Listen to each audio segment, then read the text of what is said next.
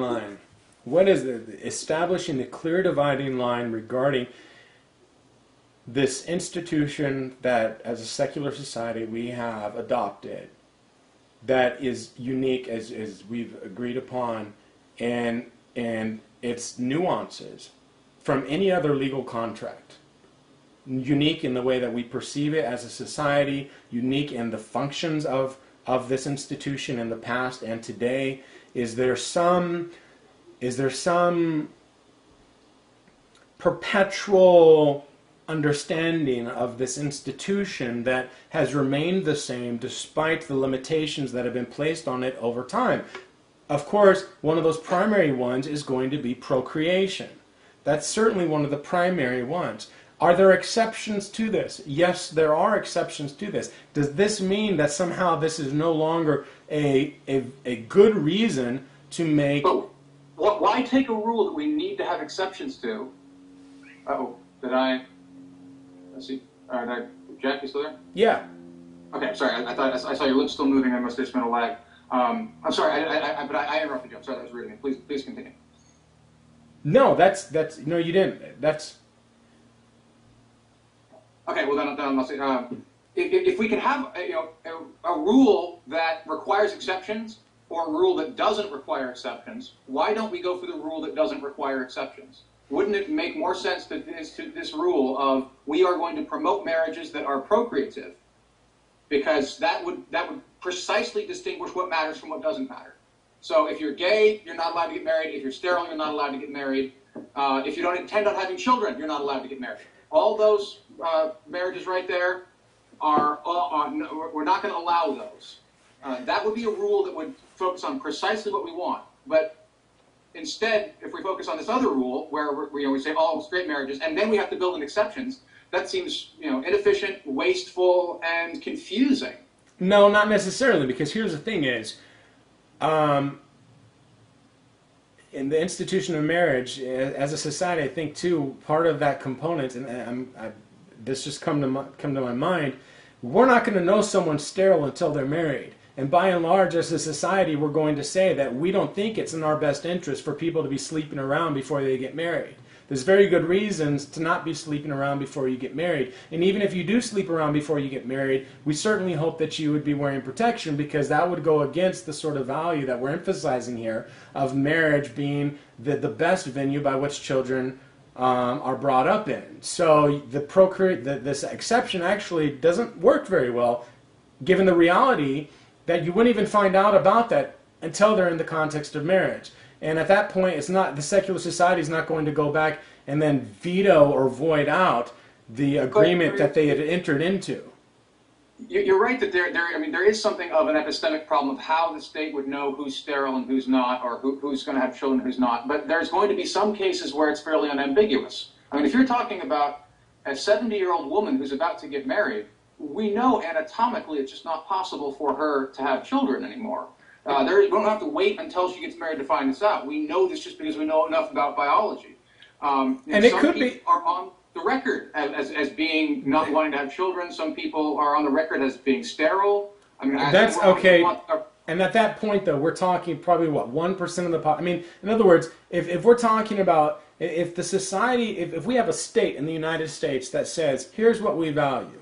We believe that it's in our best interest as a society that children are brought up in the context of a family, husband and wife, these children are their offspring. And this is a significant aspect of why we encourage people to enter into this legal contract that we call marriage, because it's in the society's best interest for us to encourage this sort of behavior.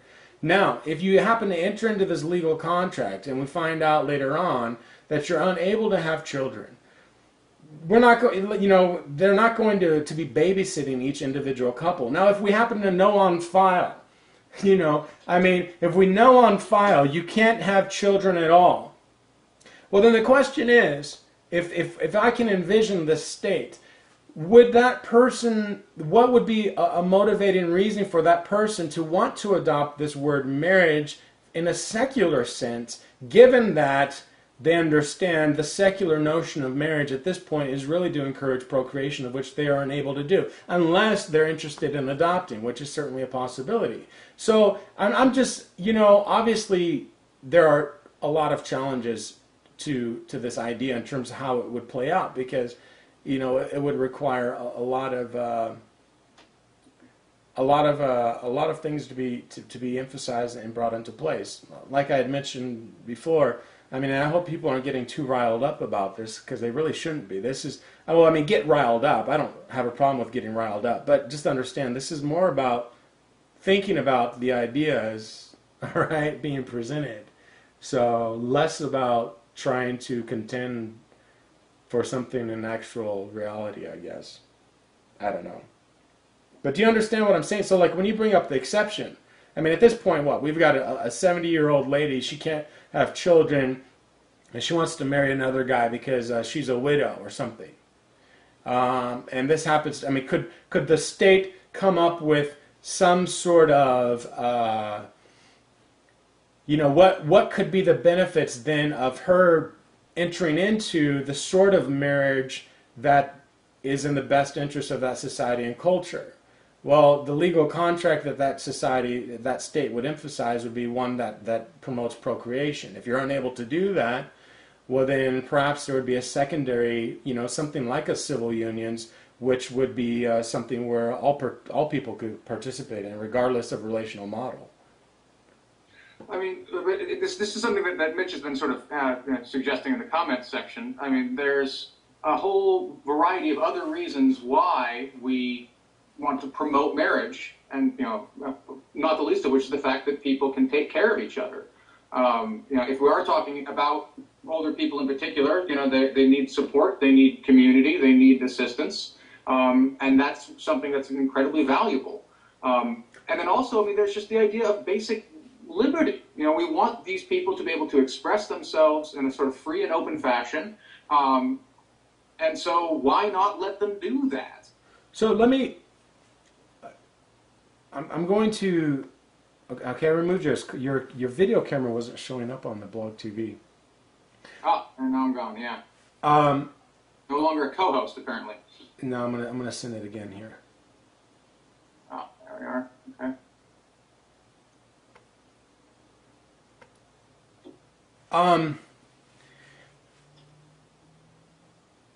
So if I think about, for example, taking care of someone, that's certainly in the state's best interest, right? If I want to take care of people, I want to take care of my mom when she gets old. What is the unique, in other words, what is unique about the contract, the legal contract of marriage, by and large, in American history? The uniqueness of it, although there are exceptions, is the notion of procreation occurring. That is the unique aspect of it. I can take care of somebody without adopting the legal contract known as marriage and adopting that word. Procreate without marriage too. You certainly can. But I don't think that it's in society's best interest for people to be procreating outside of marriage. Well, as far as to why this is an argument for marriage in particular, is because the pair bonding relationship is one that is generally, again, not universally, but generally more powerful and more stable than a host of other relationships. You may take care of your mother, but you're not going to be able, and statistically speaking, on average, you're not going to be able to take care of her in the way that you could take care of a wife. You are probably not going to want to live with her. You're probably going to have your own life distinct from her, because this is sort of the natural progression of maturation in Western society. We grow up, we move out, we have lives of our own. And do you see what you're doing here, though, Garrett? Do you see you're making an appeal to this notion of natural society? And natural society, that's what you said. In the West is what I'm thinking. It's not natural in a sort of universal sense. Okay, so if it's just, we're going off of statistics, then but by and large, we actually know that a lot of people are moving back into their parents' homes. Statistically speaking, We know a lot of things about out of economic necessity, right? I mean, well, not just that though. Now it's not just simply economic necessity. There's also thoughts that it's sort of the dawn of technology and the internet culture. So you've got a lot of young, primarily white Caucasians who are lazy, basically, and they're staying at home and they're doing more on video games than they are willing to go out and find a full-time career, and part of it's because of economic necessity, but that's not the only thing.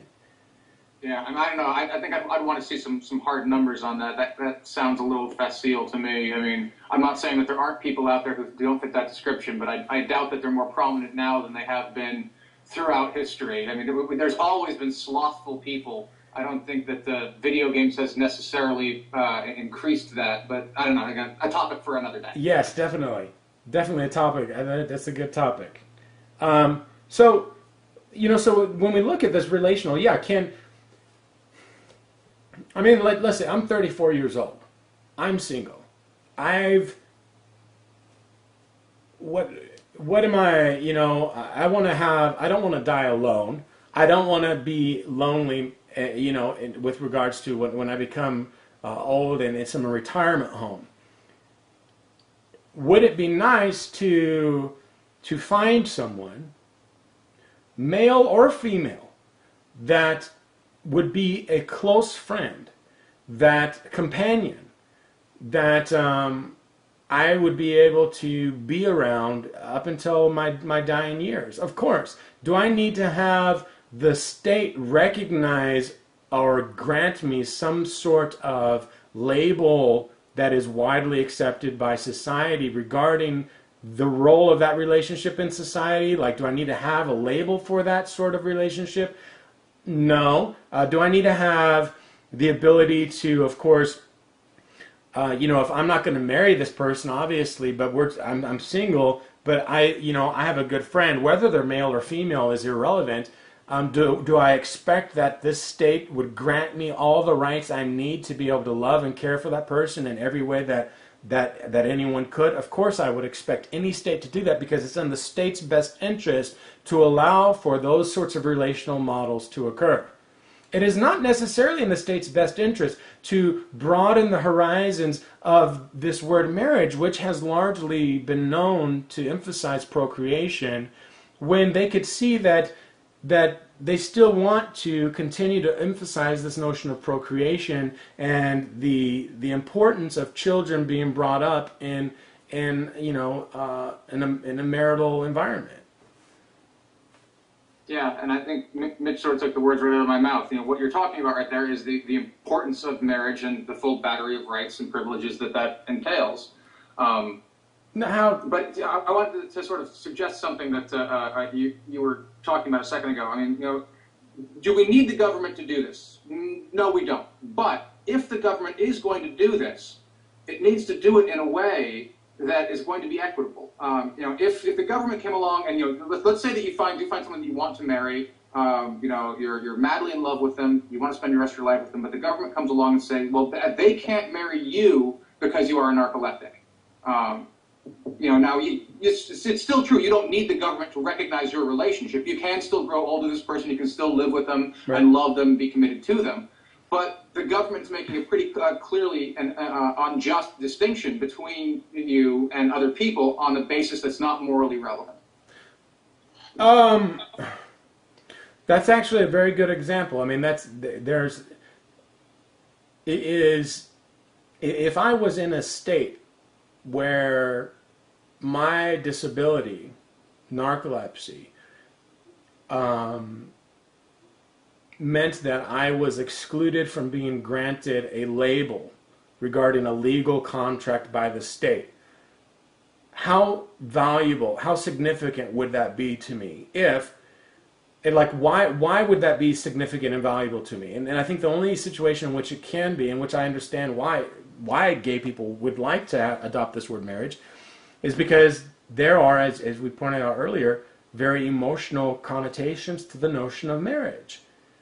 But this is where the conversation is a very convoluted one, because we're not just speaking about legalities. If we were just speaking about legalities, I think that yeah, I think legally speaking, the case isn't all that weak for saying marriage should just be between a man and a woman.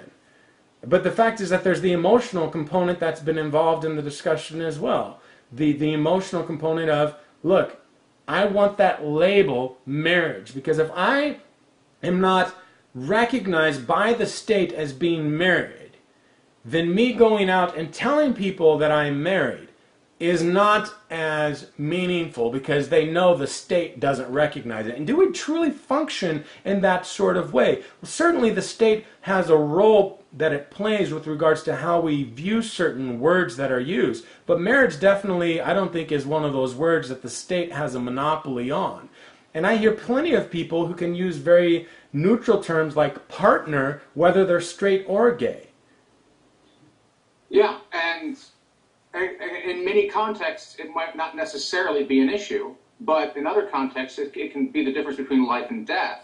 I mean, I think in particular to that story that I opened the lecture with about the lesbian couple, the woman who went to the hospital died alone because there wasn't a recognition of the legitimacy of their relationship.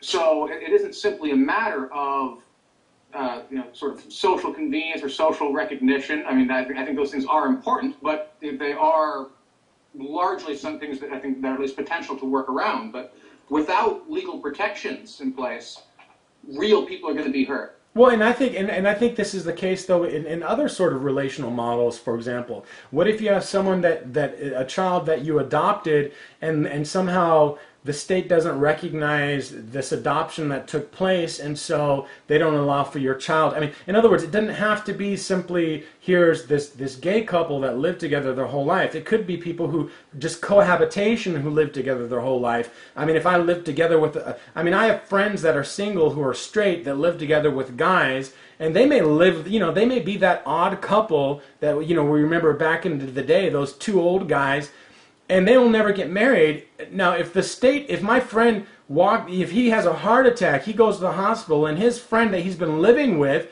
in a non-sexual way goes there, and they've been living together for 20 years, and the state says, no, you can't go in there and see him, despite the fact that he's been living with him for 20 years. There's something tremendously screwed up about our society in terms of what it values. So I understood your example, but I certainly didn't see it as being exclusive to just the plight of homosexuals. I think that's the plight of people when we're in a government that has these sometimes arbitrary standards regarding visitation rights and legal contracts about who has, who owns this and who's able to make sort of choices regarding the potential, the health of the individual in the hospital. I think that has more to do with the issue and less about necessarily homosexuality.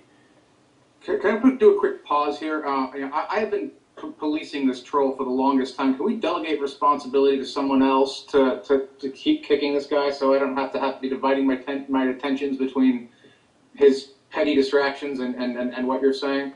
Yeah, I mean, we have... So all of you guys that are modded, you should... Is he PMing you or what? No, he's not PMing me. He's just keeps coming back, and he's got this tone. He's calling. I'm not sure he's calling both of us or one of us sycophants or elitists, and just over and over again. It's really annoying. I just ignore him. I don't even read the chat in Blog TV. Otherwise, they distract me too much. Yeah, well, the problem is some people make some interesting points and good comments, and the problem HD is he keeps coming back as a different persona. You can ban one, but he's apparently got, I guess, 100 different accounts or something like that, and just keeps coming in. So, yeah, if other people could police him just so I can stop having to deal with that, I would appreciate it. I can just make it so that guests can't chat.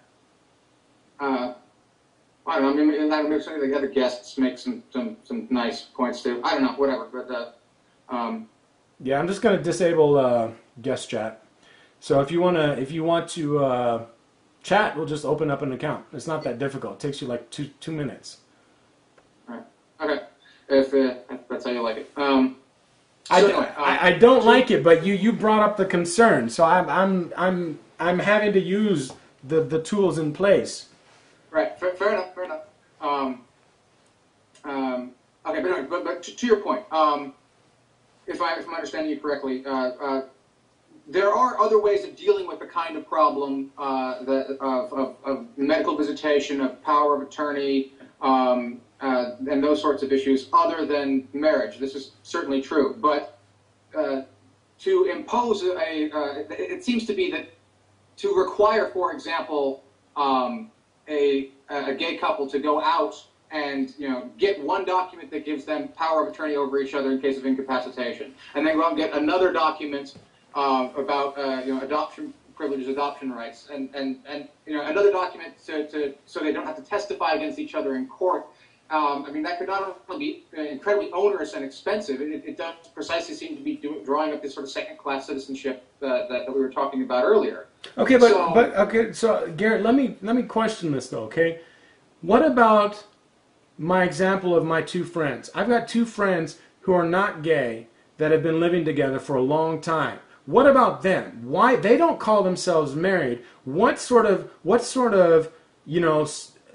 privileges does the state grant to these folks? And the fact is, this is a huge reality. Many more people are not getting married. Many more people are living together, and marriage is not really all that big of a deal to a lot of people nowadays, especially to those. Yeah, so it's just not that big of a deal to a lot of people. So why do they have to go through the loop? I mean, in other words, it's not just about gay people. This isn't, what about, the gay people is such that it makes them sound second class because they have to go out and get all these contracts. Anyone who is outside of the context of the marriage model has to do this. My two friends that live together who aren't gay have to do the same exact things. Are they somehow, second-hand citizens now in the eyes of the state? Do I view them as being less than me because of whatever, because they aren't married? No, I don't. Absolutely not. I certainly don't function in my relationship with them in any way that is different or unique than any other person.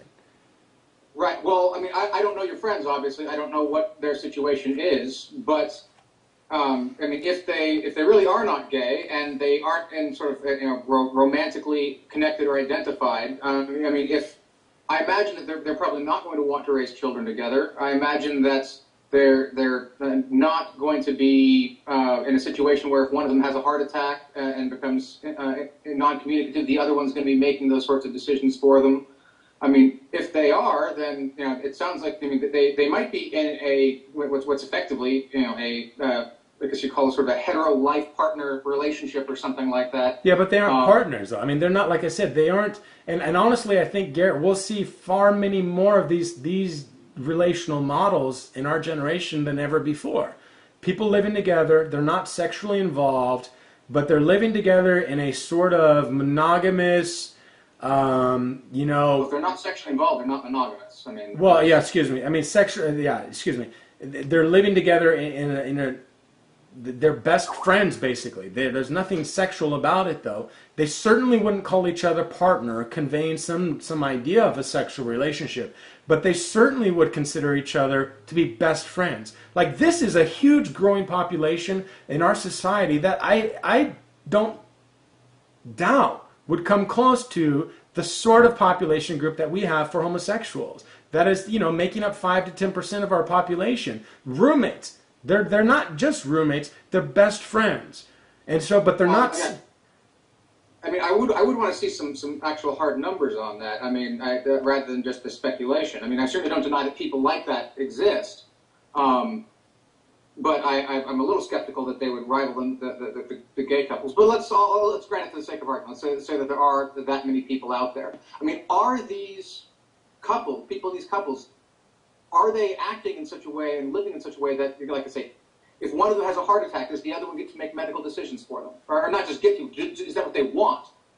Well, sure. I've had a lot of roommates, I've had a lot of very close friends, but the only person in my life, I mean, for me, that I want making medical decisions for me prior to getting married, it would have been, perhaps my parents and maybe girlfriends at certain points. But I would be very uncomfortable and awkward about giving medical power of attorney to even very close best friends. That's something that to me seems very weird. I say, I don't know your friends. Maybe that is what they're like. Is that the kind of relationship they have? Well, I think a lot of things seem pretty weird to a lot of people nowadays. Yes, fair enough. But I mean, is that the kind of relationship that they have, though? they have a sort of relationship where, like I said, they've been living together for years. And to be quite honest, I could see myself being in that sort of relationship where I'm living together with somebody and we're not sexually involved. And the reality is that, look, sure, I could give that sort of thing to my mom, but at some point my mom may not be around. And even though I may not love my best friend in a sexual way, I certainly love them. And why shouldn't our society be able to understand that I can love someone in a non-sexual way such that I would be willing to trust them with making these sorts of decisions? And I'm just saying, the state doesn't give me, I mean, the state essentially says to those people the same thing it says to gay people. I mean, it says to them, things are going to be a little bit more difficult because you're not sexually involved, you're not getting married, and so, yeah.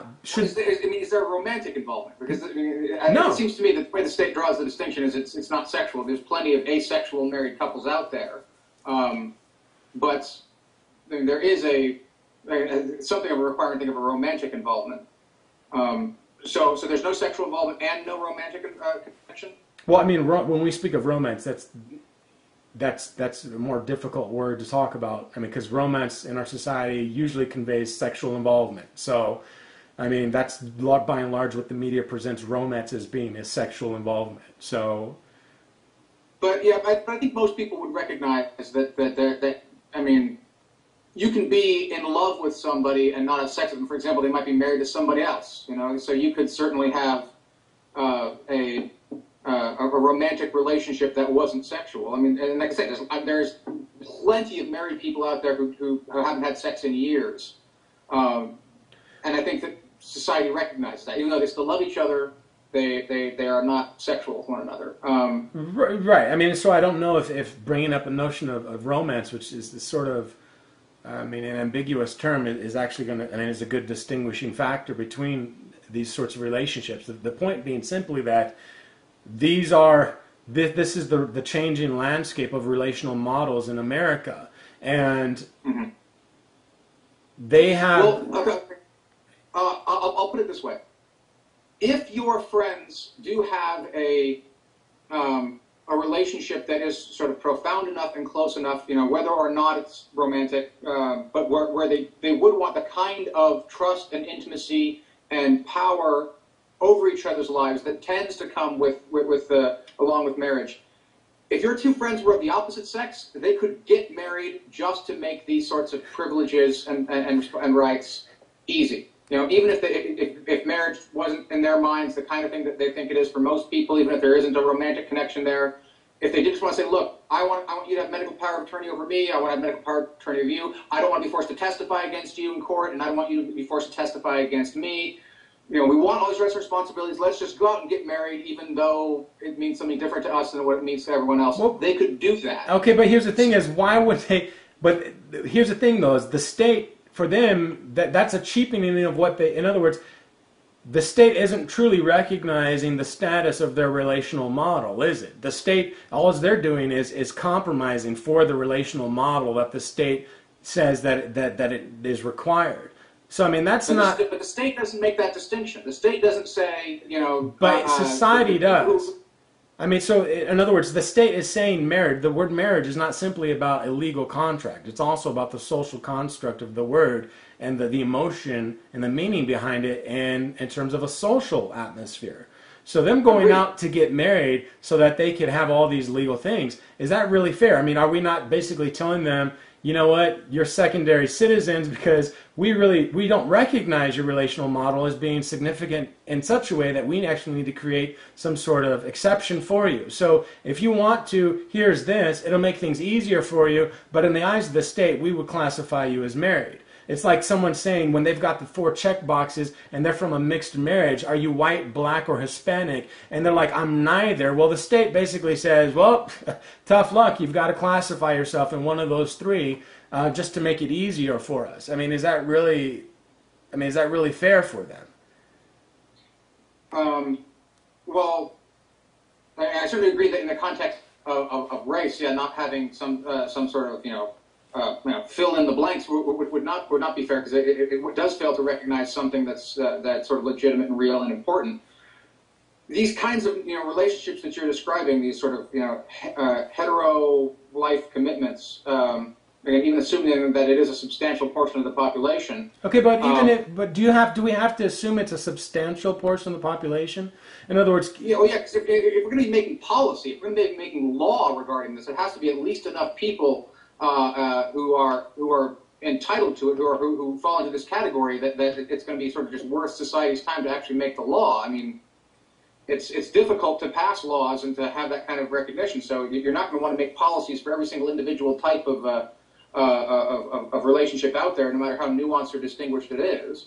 So the reason why we consider homosexuality is because the population has just increased enough for us to find and to consider it worthwhile to pass policy then. Well, I don't think it's increased. I think it's been more or less stable. It's just that people are out about it now.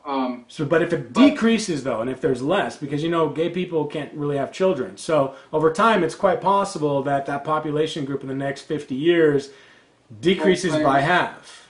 Gay people can have children, and they do all the time, through a variety of means. Right, but you know what I mean. Yeah.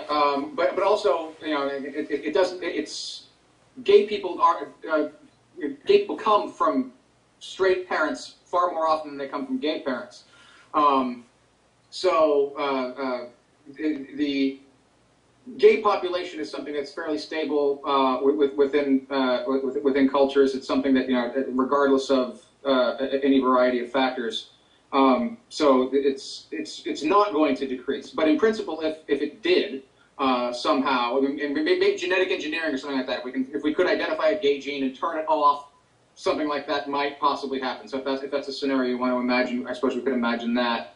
No, I'm just contending with your idea that if it's not a significant portion of the population, then essentially we don't need to worry about passing legislation. I mean, and I guess that's. When is it significant enough? So I mean, I guess it's certain. This is a digression from the main point, so we can talk about that later. But you can continue. I'm sorry I interrupted. No, it is a digression, but it's an interesting one. Yeah, I mean, because yes, the numbers have to matter on some level, because you don't want policies that are crafted out with infinite nuance. You need to deal with sort of broad segments of the population. Rather than insisting that the law be so nuanced as to recognize every single distinction between every single group. But I mean, in the legal discussion, it has an awful lot to do with whether or not the gay people constitute a sort of recognized class of people. And that's something that again is obviously a legal debate. That would be more Mitch's territory rather than mine.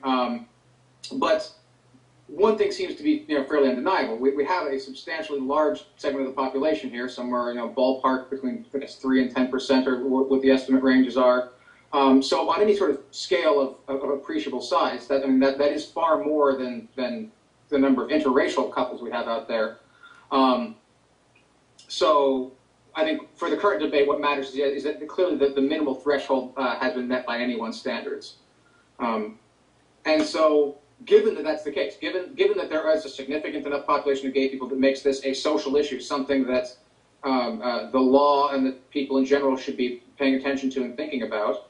I think I sort of lost the thread there. I forgot how we got into that. Well, yeah, because basically, I mean, the idea is we're talking about these, which to me it seems like, and I'm of course just speculating, complete speculation, that there would be an increase of people living together who are not sexually involved with each other, mm-hmm. and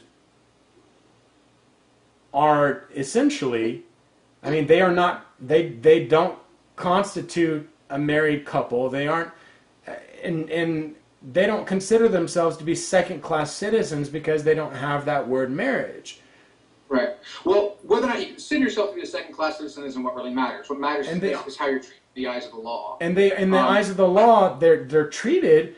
In the eyes of the law, this couple has to go through a whole bunch of hoops and hurdles to accomplish all the things that any gay couple would have to accomplish. The same. I'm thinking.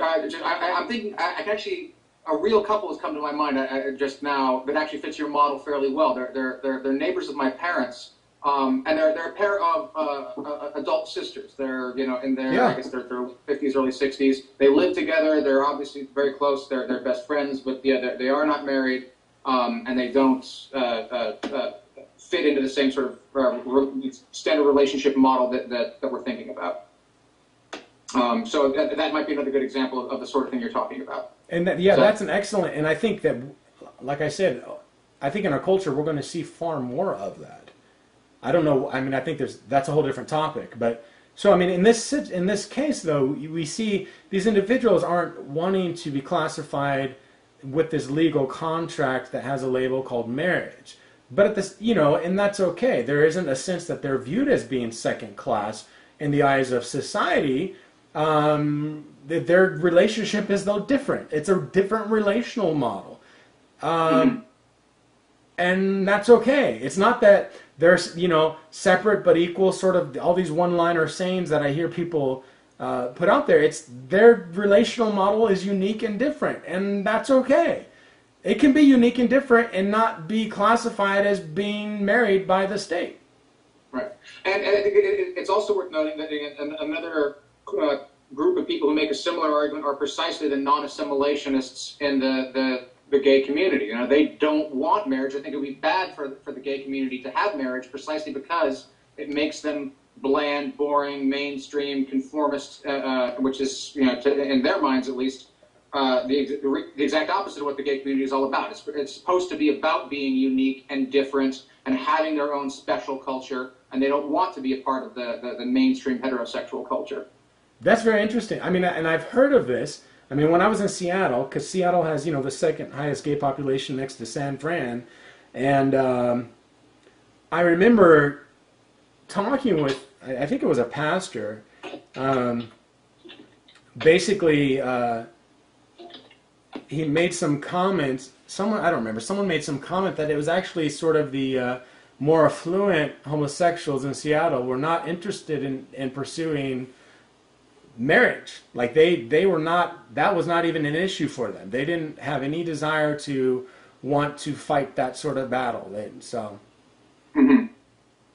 Yeah, and I think that's, like I said in my talk, I think that's an argument that needs to be taken seriously, and it should be discussed more. I mean, obviously within the gay community, but also should, that people outside the gay community should be aware of and conscientious of.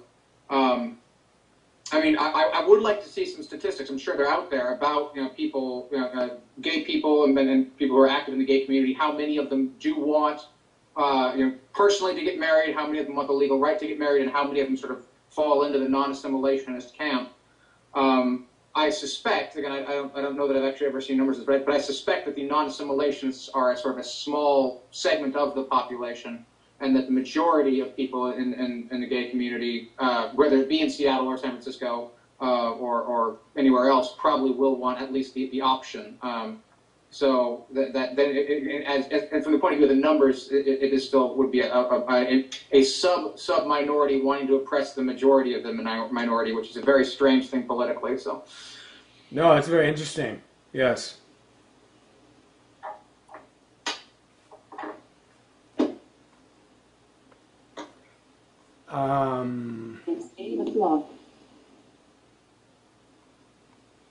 So.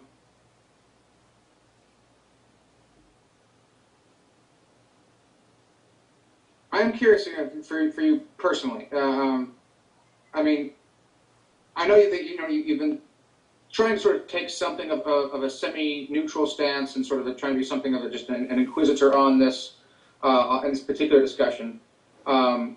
But if it did come down to it, if there was a vote in Washington, Washington just recognized same-sex couples, didn't they?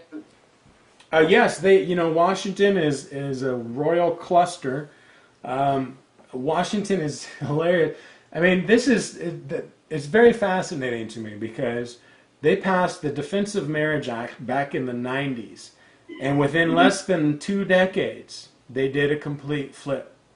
Right. I'm just intrigued. I mean, to me, this is this is very fascinating how that worked out. But yes, they have. Yeah, I was in California in 2000 when they passed, Proposition 21, 22, I think it was back in 2000, by like 60 to 40%, and then Proposition 8 came by back in 2008, so just 8 years later, and it just barely passed. So yeah, I mean the demographics and the trend lines are pretty clearly leaning in favor of allowing gay marriage, and at least many parts of the country, if not necessarily the whole country. But I suppose what I wanted to ask you is, if there was a referendum in the state of Washington, and it was put on a ballot, and you had to vote to whether or not to to continue to allow same-sex marriage in the state of Washington or to prohibit it, and I'll assume that you would take it into deliberation quite seriously and think it through very hard, and let's assume that by the end of that process you come basically to where you are in precisely this moment. And so if you had to cast a vote one way or the other, where do you think you'd be? That's a very, very... I have gone through this simulation in my mind for countless years. Since I was I was raised in Washington State for most of my life. I'm now in Idaho. I've only been here for... I didn't know that. I thought you were still in Washington. Yeah, I wish I was back in Washington. I've been in Idaho for about 2 years now, and I plan on going back to Washington at some point. But let me express some of my challenges with the different things, okay?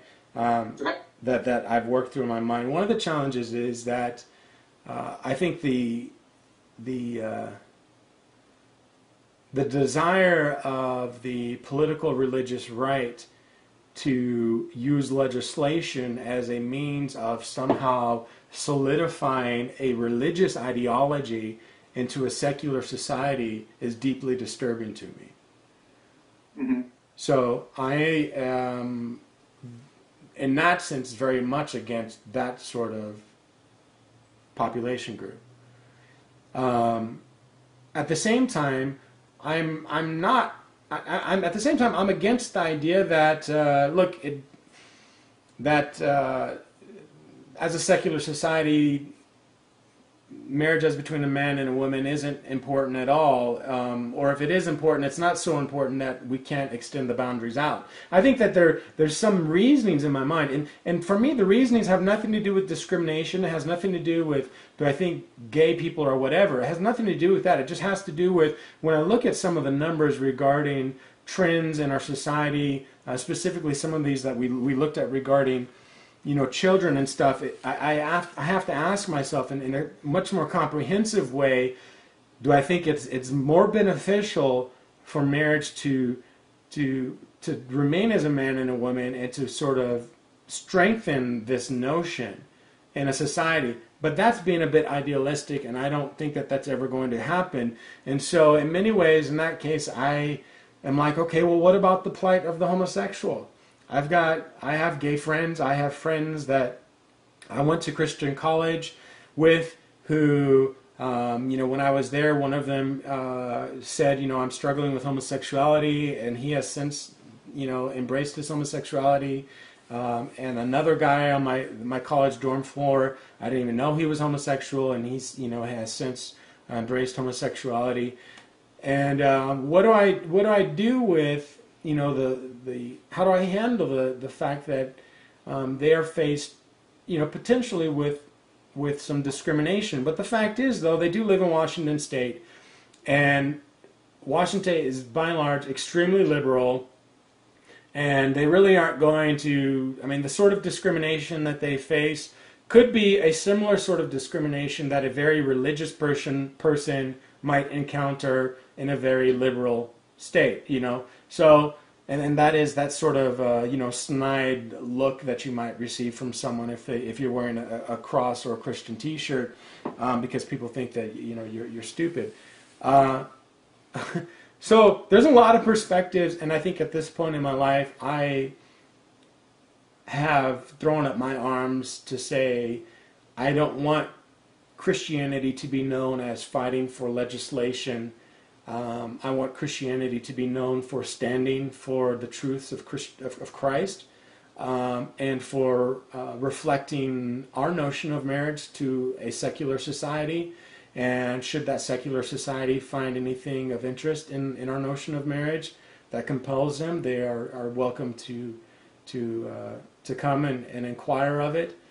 But I don't require a secular society to pass legislation as a way of making me feel better about the beliefs that I have as a Christian, or making me feel like I'm more accepted as a society because a secular society has a similar notion of marriage that I do. Because to be quite honest, I don't even see that. I work in retail business, and I've got people that come in there, and I book weddings, and they've been living together, and they've been divorced and remarried and all sorts of things.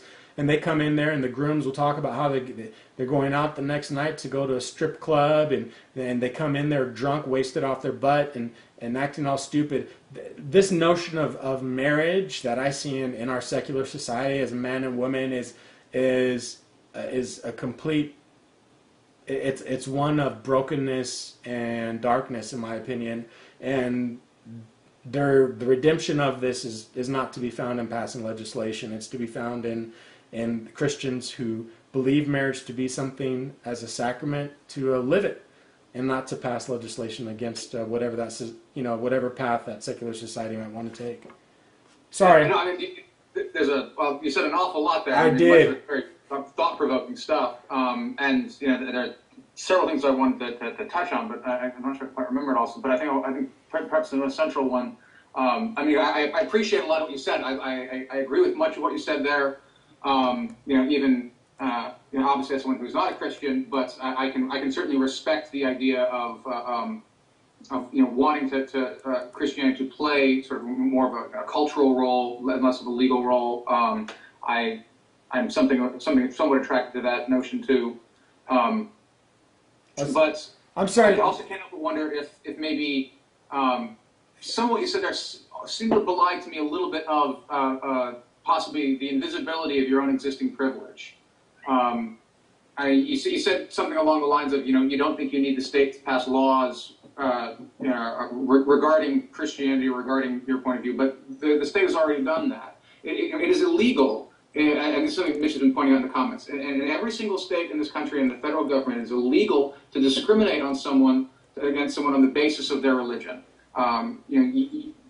When you go your whole life without having to be worried about whether or not you can be fired or kicked out of housing simply because of your religious beliefs, that becomes sort of comfortable and familiar, and that privilege becomes invisible. But when if you are a gay person living in, especially if it's in a conservative small town, there's very much a concern that your well-being can be threatened if you are outed as a homosexual. Your livelihood, your life can actually be very much in danger if it's popularly known that you're gay. So that kind of mentality of being in the closet is something that's incredibly detrimental and places a lot of stress and anxiety on gay people, that they don't have that kind of invisible privilege. And so it is important to them to fight for legal recognition so they can have that kind of protection that you and I very often take for granted. Well, yeah, yes, legally speaking, I don't think that someone should be discriminated against based upon their sexual orientation. I don't think that if I ever walk by, I don't want to live in a world where someone is spit upon and beat and dragged down the street because of the color of their skin or their sexual orientation, or for any other reason, for that matter. Right. And I would never expect